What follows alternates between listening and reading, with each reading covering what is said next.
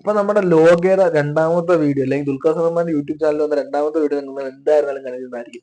അതിൽ നമ്മുടെ ചാത്തനും ചാർലി ആയിട്ടുള്ള രണ്ട് ക്യാരക്ടറിന്റെ ആ ഒരു കോൺവെർസേഷനിൽ ഇടയ്ക്ക് നമ്മുടെ ചാത്തൻ പറയുന്നുണ്ട്, നിങ്ങളാണല്ലേ ഹിറ്റ്ലറിനെ കൊന്നതെന്ന്. ഈ ഒരു കഥയുമായിട്ട് രണ്ടാം ലോക മഹായുദ്ധത്തിൽ നടന്ന സംഭവമായിട്ട് എന്തെങ്കിലും ഒരു കോൺട്രിബ്യൂഷൻ അല്ലെങ്കിൽ ഒരു കൊളാബറേഷൻ ഈവൻ എന്തെങ്കിലും അവിടെ സംഭവിച്ചിട്ടുണ്ടോ എന്ന് എല്ലാവർക്കും ഒരു സംശയമായിരിക്കും. എന്നാൽ ചാർലിയും ഹിറ്റ്ലറുമായിട്ട് ചെറിയൊരു കണക്ഷൻ ഉണ്ട്. അത് പറയണമെങ്കിൽ കുറച്ച് ടൈം എടുക്കുന്ന വീഡിയോ ആണ്. സോ എന്തായിരുന്നാലും ഞാൻ പാർട്ട് പാർട്ടായിട്ട് പറഞ്ഞുതരാം.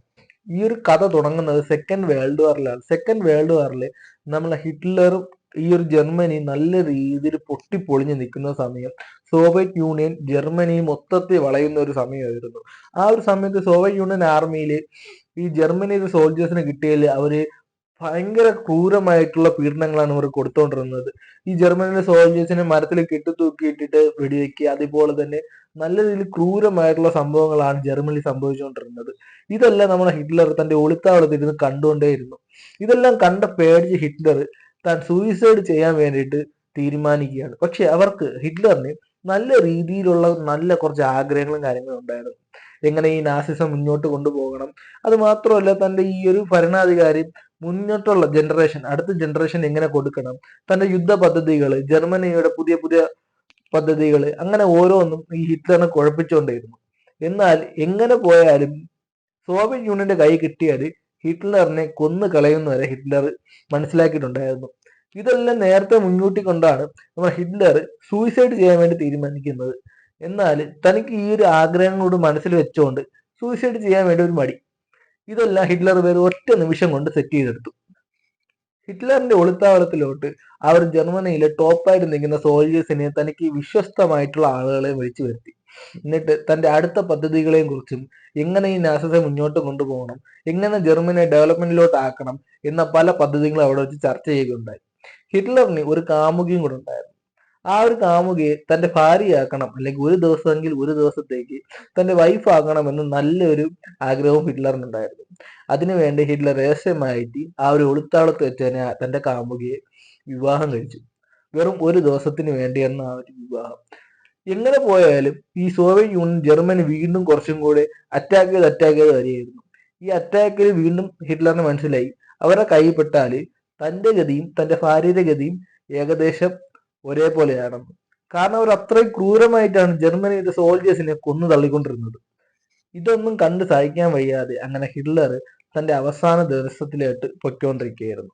ആ ഒരു രാത്രി തന്റെ ഭാര്യയും കൊണ്ട് ഒരു ബെഡ്റൂമിലോട്ട് ഹിറ്റ്ലർ കയറിയിട്ടുണ്ടായിരുന്നു. ഹിറ്റ്ലർ കയറിയിട്ട് തന്റെ ഭാര്യയെ ആദ്യം കൊല്ലാൻ വേണ്ടി ഹിറ്റ്ലർ തീരുമാനിക്കുകയാണ്. പക്ഷേ ഭാര്യയെ എങ്ങനെ കൊല്ലുമെന്ന് ഹിറ്റ്ലറിനൊരു സംശയം. അങ്ങനെ ഇരിക്കെയാണ് ഭാര്യയ്ക്ക് സൈനൈഡ് കൊടുത്ത് കൊല്ലാമെന്ന് ഹിറ്റ്ലർ ഫസ്റ്റ് വിചാരിക്കുന്നത്. എന്നാൽ സൈനൈഡ് കൊടുത്ത് കൊല്ലുമ്പോൾ എത്ര സമയം കൊണ്ട് തന്റെ ഭാര്യ മരിക്കും, അല്ലെങ്കിൽ ഒരു മനുഷ്യൻ ഒരു സൈനൈഡ് കഴിച്ചിട്ട് എത്ര നിമിഷം കൊണ്ട് മരിച്ചു വീഴുന്ന ഹിറ്റ്ലറിന് അറിയില്ല. ഇത് ഹിറ്റ്ലറിനെ വീണ്ടും കുറച്ചും കൂടെ കൺഫ്യൂസിങ് ആക്കി. ഇവിടെയും ഹിറ്റ്ലർ ഒരു മണ്ടത്തര തീരുമാനം എടുത്തിട്ടുണ്ടായിരുന്നു. എന്ന് വെച്ചാൽ തനിക്ക് ഏറ്റവും പ്രിയപ്പെട്ട ഹിറ്റ്ലർ ഒരു പട്ടി ഉണ്ടായിരുന്നു. ഒരു നല്ല അടിപൊളി ജർമ്മൻ ഷെപ്പേർഡ് പട്ടി ഉണ്ടായിരുന്നു.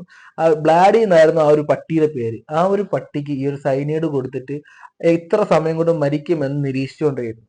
അങ്ങനെ വെറും 15 നിമിഷം കൊണ്ട് ബ്ലാഡി എന്ന് പറയുന്ന ആ ഒരു പട്ടി മരിക്കുകയാണ് ചെയ്തത്. അത് ഹിറ്റ്ലറിന് ഏറ്റവും പ്രിയപ്പെട്ട പട്ടിയായിരുന്നു. ഹിറ്റ്ലർ എവിടെ പോയാലും ആ ഒരു പട്ടിയെ കൊണ്ടേ പോയിരുന്നു, ഒരു ജർമ്മൻ ഷെപ്പേർഡ്.